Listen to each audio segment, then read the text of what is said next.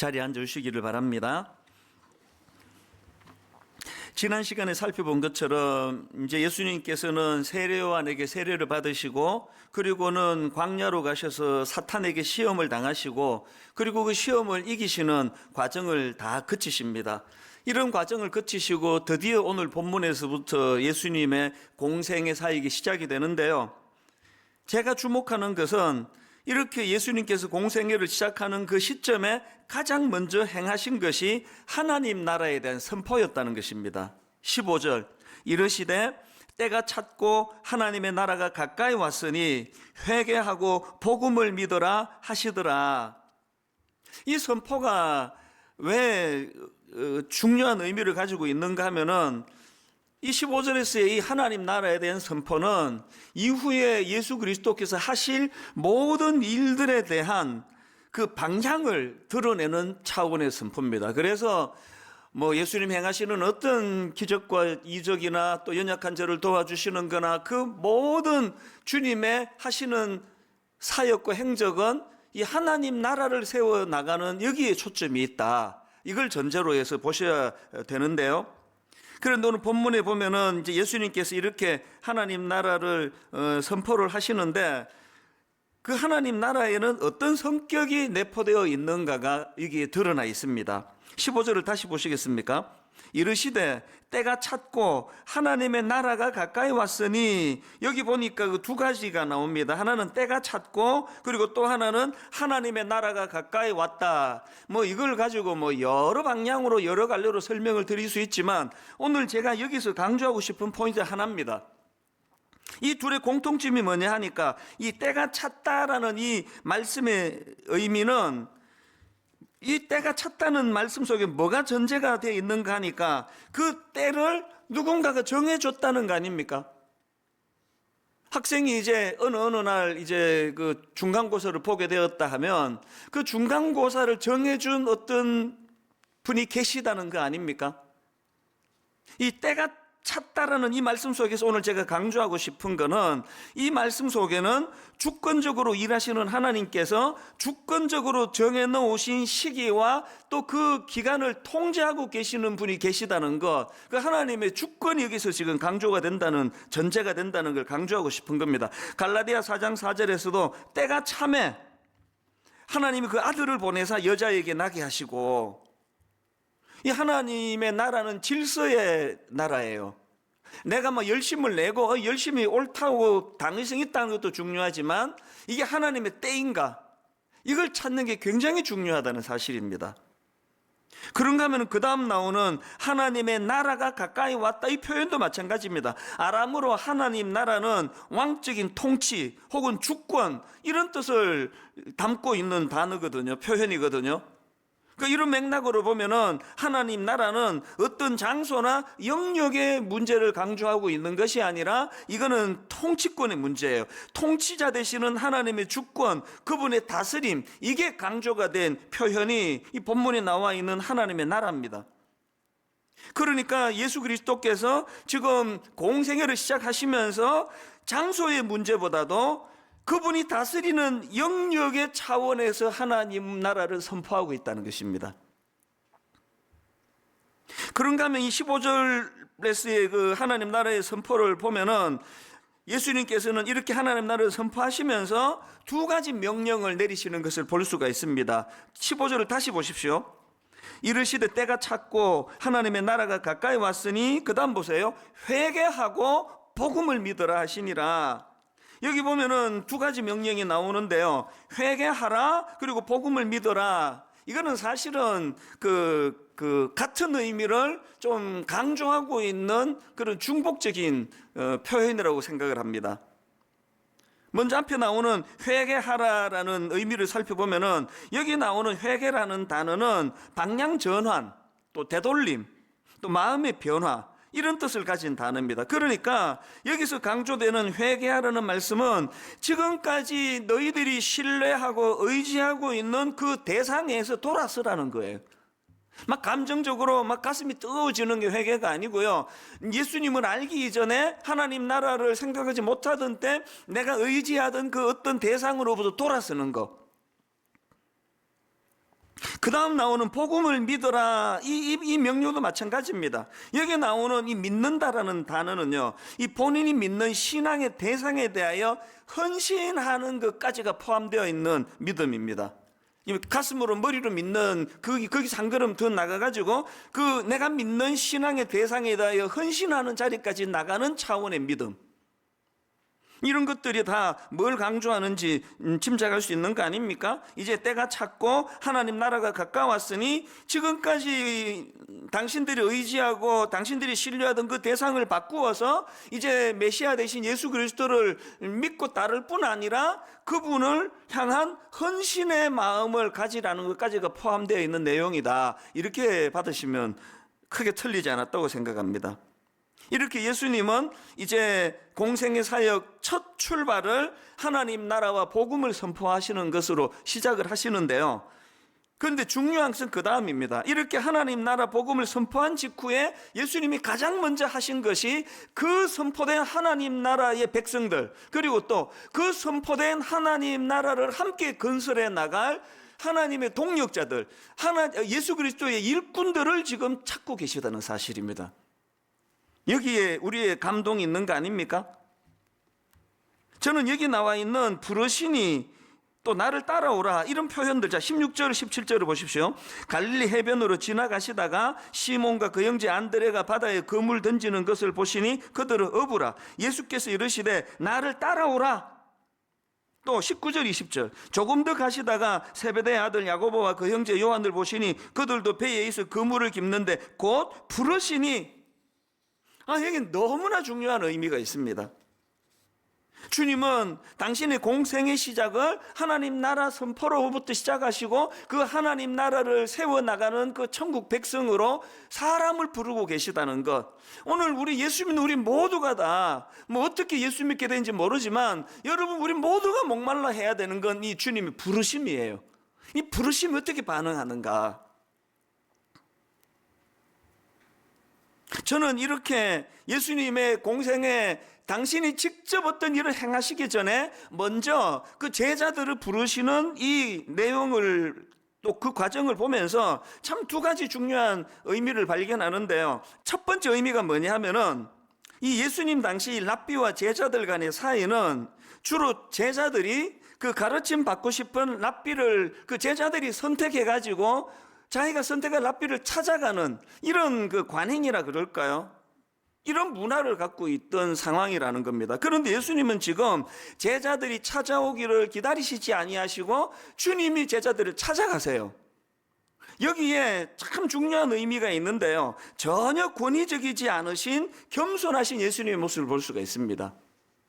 그런가 하면은 또 한 가지, 여기에 이 예수 그리스도의 주도성, 하나님 나라는 우리가 거기에 동참하지만 하나님이 주도성을 가지고 일하시는 분, 주권자는 하나님이시라는 거예요. 우리 교역자들이 항상 이걸 두려워해야 돼요. 특히 담임 목사. 자꾸 앞에서 자기가 뭐를 하다가 보면은 예수님보다 앞서 일할 때가 많습니다. 그래서 우리 목회자가 하나님 뜻을 구하는 기도를 안 하고 목회하는 것은 그건 아주 악한 짓이에요. 늘 주님의 주도성을 인정해 드린다면 그분이 뭘 원하시는지를 그래서 목회자들은 새벽에 일어나야 됩니다. 절대 새벽에 일어나셔야 돼요.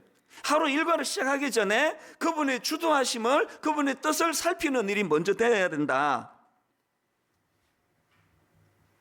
그런가 하면은 여기 또 한 가지 주의해서 봐야 할 것이 있는데요. 자, 16절 17절을 다시 보십시오. 갈릴리 해변으로 지나가시다가 시몬과 그 형제 안드레가 바다에 그물 던지는 것을 보시니 그들은 어부라. 예수께서 이르시되 나를 따라오라. 내가 너희로 사람을 낚는 어부가 되게 하리라 하시니, 다른 랍비들처럼 원하는 제자들이 자기를 찾아올 때까지 기다리시는 게 아니라 삶의 현장으로 직접 찾아가시는 예수님의 모습을 말씀드렸는데, 어디를 찾아가시느냐? 제자를 찾으러. 회당으로 가신 게 아니에요. 예배하는 그 장소를 찾으신 게 아니라 고기 잡는 삶의 현장, 어부들에게 고기 잡는 삶의 현장, 그게 갈릴리 해변으로 지나가시다가 의미 아닙니까? 그리고는 그들의 정황에 맞는 말씀을 주시는 거예요. 내가 너희로 사람을 낚는 어부가 되게 하리라. 뭐가 강조가 되는 겁니까? 오늘 우리가 교회 와서 예배 드리고 막 은혜 받고 이것도 중요하지만 진짜 중요한 것은 삶의 현장이에요. 제가 분당 우리 교회를 처음에 개척을 할 때 그 창립 멤버 중에 지금은 이제 장로님이 되셨습니다만 그분이 이제 고등부 교사로서 같이 일을 했는데요. 제 마음에 이분을 흠모하게 된 계기가 있습니다. 고등부 전임 사역자니까 학생들 신방도 해야 되지만 이제 교사들 신방도 해야 되는데요. 이분은 이제 그 당시로 병원이 경기도 안산에 있었습니다. 꽤 먼 지역이었는데요. 제가 이제 그 고등부 교사로서 안산에 신방을 하고 개척을 앞두고 뭐 그 어간이었던 것 같아요. 그분을 만나 이제 병원으로 가 신방을 하고 그렇게 하고 이제 인사하고 나오는데 엘리베이터에서 내가 이분에 대한 인식을 갖게 된 거예요. 그때 이제 같이 원장님이 쭉 엘리베이터까지 따라 나오시고 이제 인사 나누시고 저는 이제 성경을 들고 있고 이제 엘리베이터 들어가니까 거기에 그 청소하시는 아주머니 한 분하고 그 관리인으로 기억을 합니다. 어렴풋한데요. 어떤 남자분이 같이 타셨어요. 그러고는 하는 말이 원장님 만나고 가십니까? 교회에서 오셨네요. 뭐 이런 요지로 이야기를 나누면서 진짜 존경스러운 분이라는 거예요. 저 원장님은 진짜 예수 잘 믿는 분인 것 같다고. 제가 그분에 대해서 이 두 분의 평가 듣고 내가 그분 완전히 믿기로 한 겁니다. 솔직히 창립 멤버로 제가 누구도 부르고 그러지 않았다고 했지만 은근히 와주기를 아주 은근하게, 그리고 지금까지 우리 교회 와서 장로님이 되시고 또 함께 지금까지 이 교회에서 신앙생활 하면서 저는 그분 존재가 정말 존재가 너무 위로가 돼요. 여러분, 교회에서 열심히 내시는 분들 너무너무 감사하고요. 저는 그분들이 삶의 현장에서 엘리베이터에서 만나는 청소하시는 분, 또 관리인 하시는 분, 이런 분들이 다 저분 예수 믿기 때문에 저분 진짜 좋은 크리스찬이라고, 이런 삶의 현장에서 평가받는 이것이 너무나 중요하다는 걸 꼭 기억하시면 좋겠습니다. 이렇게 주님은 친히 제자들의 삶의 현장으로 찾아가셔서 그들을 부르시는데요. 자, 이제 좀 제대로 살펴봐야 될 게 하나 있습니다. 이렇게 주님께서 동역하실 제자들을 찾아 부르시고 계시는데 그렇게 부르시는 주님에 대한 제자들의 반응, 이게 참 중요한 거 아닙니까? 자, 17절과 17절을 포인트를 달리해서 다시 읽어드립니다.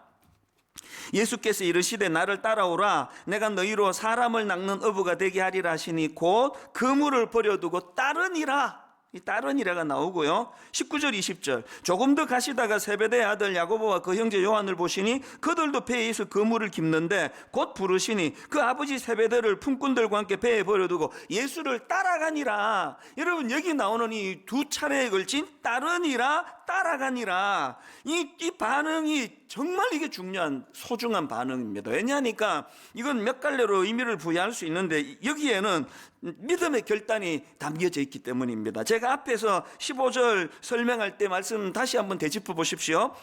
예수님이 15절에서 이르시되 때가 찼고 하나님의 나라가 가까이 왔으니 회개하고 복음을 믿으라 하시더라. 하나님 나라가 선포될 테니까 니들이 두 가지를 해야 되는데 여기서 말하는 회개는 뭐 어떤 의미라 그랬습니까? 삶의 방향에 전한 차원의 회개라 그랬잖아요. 지금 신뢰하고 의지하는 대상으로부터 돌아서는 차원에서의 회개라고 말씀을 드렸잖아요. 그 다음에 복음을 믿으라 할 때도 이 말씀도 이제 예수 그리스도를 메시아로, 이제 예수 그리스도를 하나님의 아들로 수용하고 그분에 대한 믿음을 가질 뿐만 아니라 그분에게 헌신하라라는 내용도 포함되어 있다고 말씀드렸잖아요.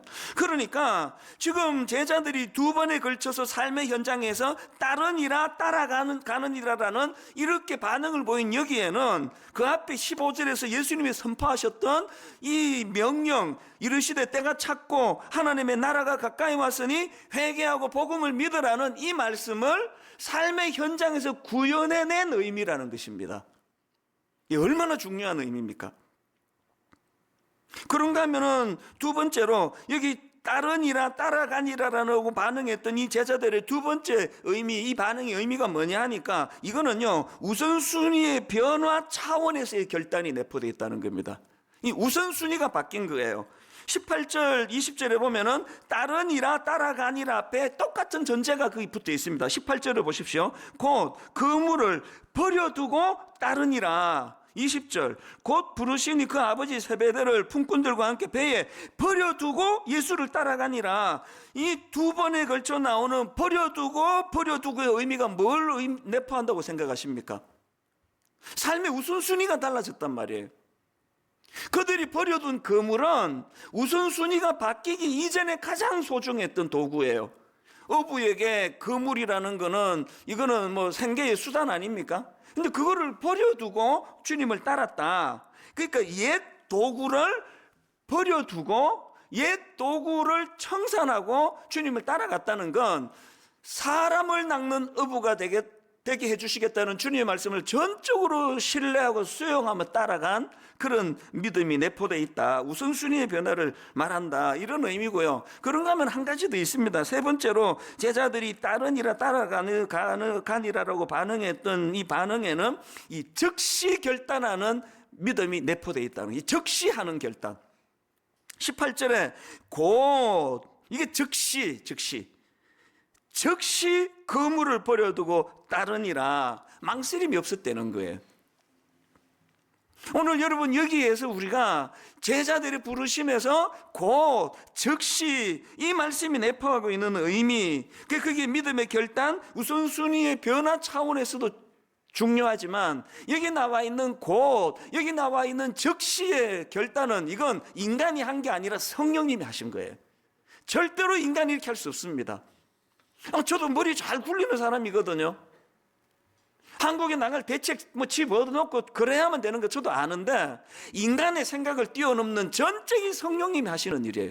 그렇기 때문에 이걸 자랑할 것도 없고 안 된다고 힘들어할 것도 없고 우리에게 필요한 거는 그분을 향한 신뢰를 가진 자만이 할 수 있는 게 결단이거든요.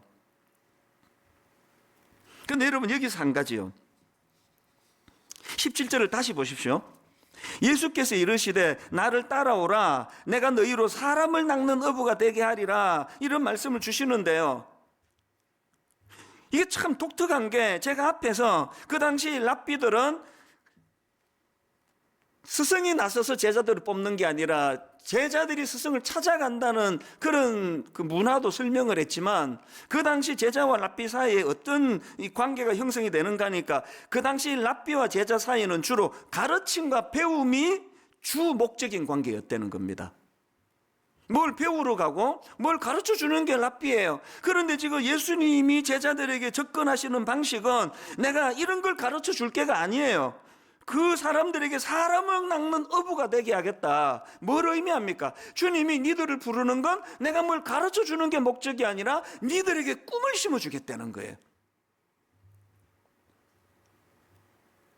부름받기 전에는 고기 잡아 생계를 연명하던, 다시 말해 고기를 상대하며 살던 그런 예수님의 제자들이 주님과의 첫 만남이 너무 강렬했을 거 아닙니까? 사람을 낳는 어부가 되게 해주겠다. 이후에 여러분 사도행전에 다 아시잖아요. 베드로가 말씀을 선포하고 3,000명이나 되는 그런 사람들이 회개하고 돌아올 때 그 광경을 베드로가 보면서 어떤 감격을 느꼈을까요? 좀 확신합니다. 그 어설픈 배운 것도 없는 어부인 자기가 말씀을 전하는데 그 말씀에 파워풀한 영향력이 나타나 성령 충만함으로 3,000명이 회개하는 그 현장을 보면서 주님과의 첫 만남을 생각했을 거예요. 그때 주님이 사람을 낚는 어부가 되게 하신다는 게 이게 이런 뜻이었구나. 이게 이런 의미였구나. 주님을 만나면 이런 꿈을 그려주시고 소망을 그려주시고 꿈으로 그렇게 나아가도 해주시는 걸 알았는데 이렇게까지 해주실 줄은 몰랐다는 것을 아마 가슴 떨리게 그 현장에서 아마 뜨거움을 삼켰을 거예요. 그래서 제가 오늘 설교 제목을 더 큰 그림을 그리며 사는 인생이라 그러지 않았습니까? 여러분, 우리가 우리 인생을 제한만 시키지 않으면요, 저는 지금 저의 70대가 저의 80대가 어떤 그림으로 그려나갈지 가슴이 벅차오를 때가 한두 번이 아니에요. 내가 그걸 방해만 하지 않는다면. 여러분 부탁합니다. 아직도 그렇게 머뭇머뭇거리세요? 주저주저 하세요? 주저주저 하는 정도가 아니라 날마다 그렇게 안달복달하고 계시다면 저는 조금 전에 찬송가 302장이 막 너무나 가슴을 격동시키는 걸 조금 전에 경험했습니다. 1절에 내 주 하나님 넓고 큰 은혜는 저 큰 바다보다 깊다. 너 곧 닷줄을 끌러 깊은 데로 저 한가운데 가보라. 2절 가사가 이렇습니다. 왜 너 인생은 언제나 거기서 저 큰 바다 물결 보고 그 민 모르는 깊은 바다 속을 한 번 헤아려 안 보나? 주님의 안타까움이 2절에 녹아 있는 거 아닙니까? 3절 가사도 마찬가지입니다. 많은 사람이 얕은 물가에서 저 큰 바다 가려다가 찰싹거리는 작은 파도 보고 마음 약하여 못 가네. 4절에서 주님이 우리에게 선포하십니다. 자, 곧 가거라. 이제 곧 가거라. 저 큰 은혜 바다 향해. 자, 곧 너의 노를 저 깊은 데로 가라. 망망한 바다로. 너무너무 막 가슴이 뜨거워지는 겁니다. 1절, 2절, 3절, 4절에 동일하게 나오는 후렴 가사가 이렇습니다. 언덕을 떠나서 창파의 배 띄워 내 주 예수 은혜의 바다로 내 마음껏 저어가라. 맨날 그 큰 그림을 그려주시는 주님을 이해를 못해가지고 그냥 아무것도 아닌 거 가지고 맨날 거기에 마음 쓰고, 우리 지금 21일 기도회에 그 느헤미야를 한번 보세요. 그 대적하는 것들이 뭐라고 찝쩍거리고 뭐라고 방해를 해도 그 상대하지 않습니다. 하나님 상대합니다. 뭐라고 그 도비야라는 인간이 그냥 니들이 그 성벽 세워봐야 그거 뭐 여우 한 마리 올라앉아도 금방 무너질 것처럼 약할 것이다. 그 상대하지 않습니다. 그리고 우리 그 봉헌식을 거행할 때 보면은 그 봉헌식 할 때 그 만든 성벽 위를 행진하게 하는 그 모습을 보면서 큰 그림을 그리면서 가는 거 아닙니까? 주님이 큰 그림을 그려주지 않았으면 저도 아마 노이로제 걸렸을 거예요. 뭐 우울증 100% 왔습니다. 어떨 때 막 이 우울증과 비우울증 사이를 왔다 갔다 하는 것처럼 느낄 때도 한두 번이 아니었습니다. 그럴 때마다 큰 그림을 주시는 주님을 보면 또 치유가 되고, 큰 그림을 그려주시는 주님을 보면 회복이 되고, 뭐라고 그냥 말도 안 되는 걸 가지고 공격을 해도 묵묵히 주님이 주시는 그림으로 설명하죠. 그림으로.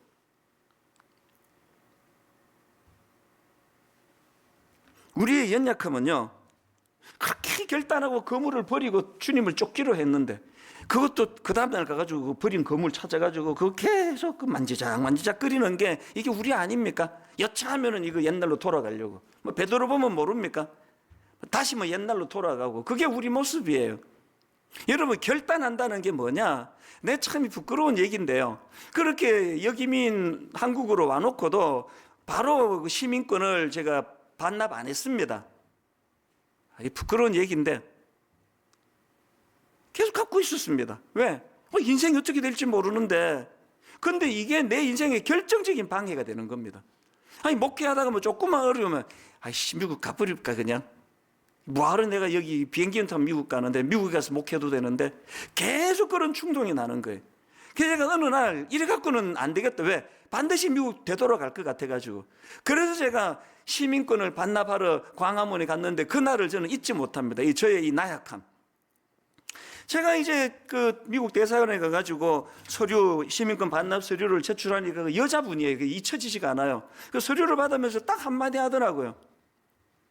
너 미국 시민권 반납하면 라이프타임에, 요 말이 잊히지, 라이프타임에 다시는 미국 시민권 못 받는데 그래도 괜찮았냐고. 전체를 다 기억 못하고 라이프타임만 기억하는 저를 불쌍히 여겨주시기를 바랍니다. 그렇게 하고는 사인하고 반납하고요, 미국 대사관에서 경복궁역까지 빠르게 걸으면 한 5, 6분이면 가는 거리인데요, 계속 마음에 갈등이 일어나는 거예요. 지금이라도 그 서류 되돌려 달라 그래서 찢어버리면 나 미국 시민권 유지하는데, 그래서 결정적으로 되돌아선 게 한 3번 되고요, 받으러 가려고 마음으로는 100번도 더 했습니다. 지금 와서 돌아보면은 그거 되돌려 받아봐야 하나도 필요 없는 건데, 이게 인간이에요. 이게 다시 그물을 만지작 거릴 수밖에 없는 인간의 연약함 아닙니까? 저는 단언합니다. 이찬수 목사의 목회는요, 대사관에 시민권 반납하고 그렇게 충동적으로 가서 그 되돌려 받고 싶은 마음을 억제했던 거기서부터 제 목회가 시작이 됐습니다. 왜 그럴까요? 이제 나는 못 돌아가요. 여기 끝이에요. 여기서 내가 승부를 걸지 않으면, 여기서 내가 실패하면 내 인생 끝장이다. 그렇게 배수의 진을 치면서부터 목회에 올인하게 된 것 같습니다. 하나님 나라도 마찬가지예요. 여러분, 세상의 그물 만지작거리지 마시기를 바랍니다. 여기 찔끔 저기 찔끔 여차하면 돌아갈 생각하는 거 안 됩니다. 오늘 이 말씀 앞에 반응하시기를 바라는데요, 이 그물을 버리시기를 바랍니다. 곧 버려두고 새로운 가치관을 가지고.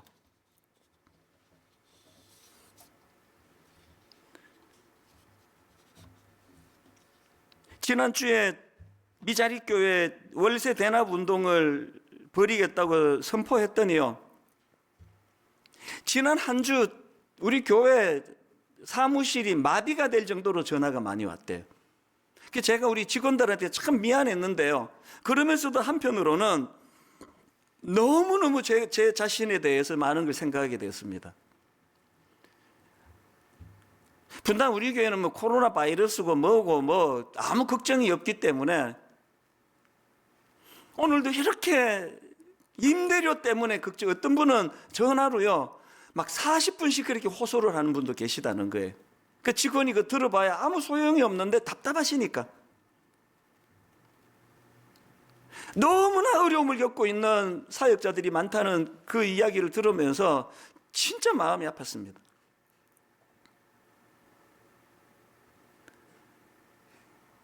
지금 너무너무 고맙게도요, 우리 예상을 훨씬 뛰어넘는 많은 후원금들을, 헌금을 지금 보내주고 계시는데요, 근데 제 마음에 이렇게 많이 보내주시는 것 대단히 감사하지만 이렇게 많이 보내주시는 것보다 더 많은 미자립 교회가 이게 신청을 하는 것 같은 그런 분위기라서 내가 부덕불 안내문에다가 빨간 글씨로 거기다 설명했습니다.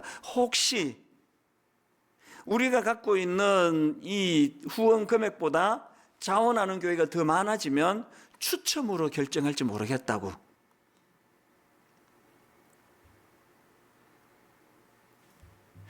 오늘의 결론은 이렇게 맺기를 원합니다.